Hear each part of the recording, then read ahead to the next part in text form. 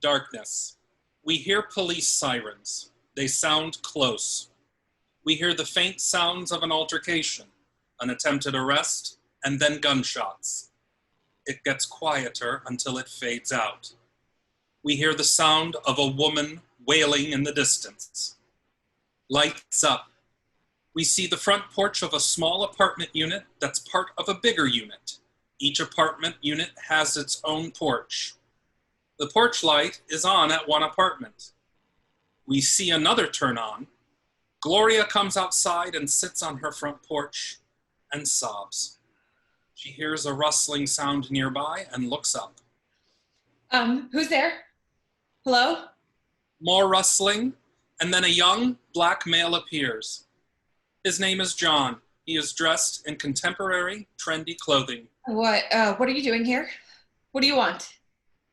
I'm gonna call the cops. Wait, please don't do that, ma'am. I don't want nothing. I don't have nothing.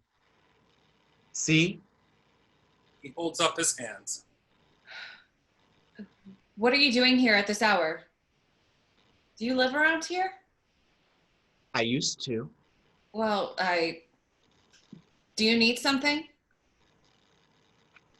No, ma'am. I'm just walking around. It's usually peaceful around here this time of night. Are you okay? No. No, I'm not okay. My cat just died, and I just found him, and he was my best friend. I'm sorry. You like animals, huh? You were always good to Rudy. He always came down here. Rudy? Was that the beagle that used to come around here? I wondered what happened to him. Yeah, that was my dog. I'd let him out, and he would always come here. I knew he would come back. He seemed to like you. That was your dog.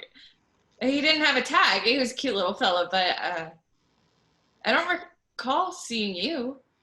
No, ma'am. No, ma'am. You probably didn't. What was your cat's name? Bentley. Yeah, I do love animals, and I liked your dog.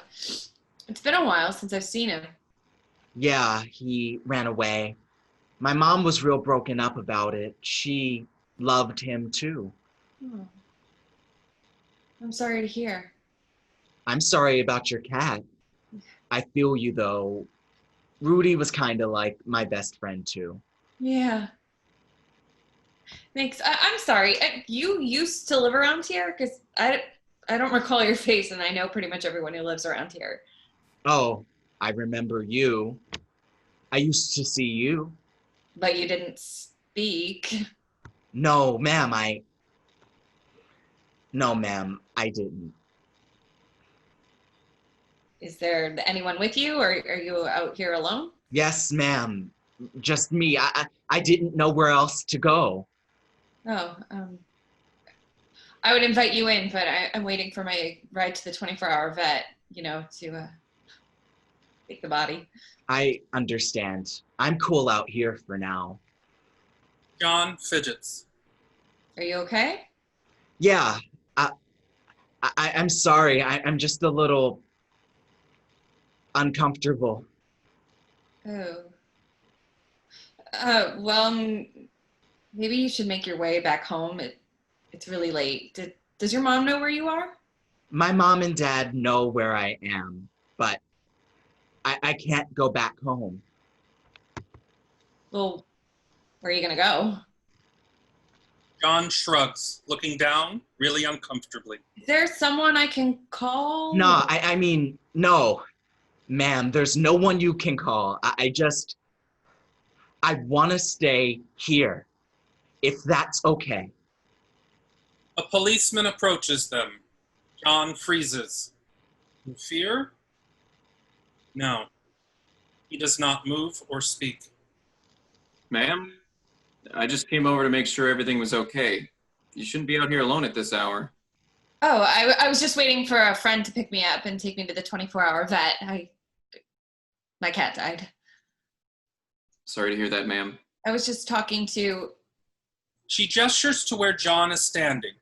He is still frozen like a statue. John, are you, what is going on?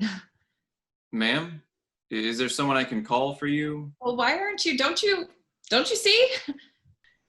The officer doesn't see.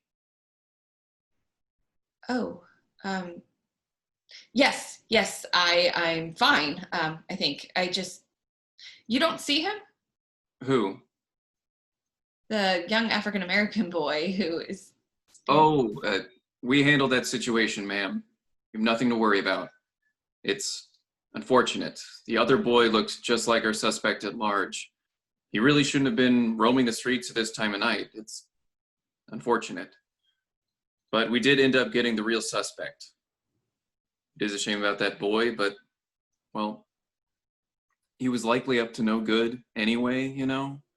I mean, what was he doing out here at this time of night? But I see him, and I see him now. You don't see him? No, ma'am. It's okay. Don't you worry. He is no longer a threat. And as for the other one, it's unfortunate, really. It's just hard to tell these days, you know? I see. I see. It's a shame when it happens so close to you, and almost in your own backyard. You might have known the family, fairly new to the neighborhood.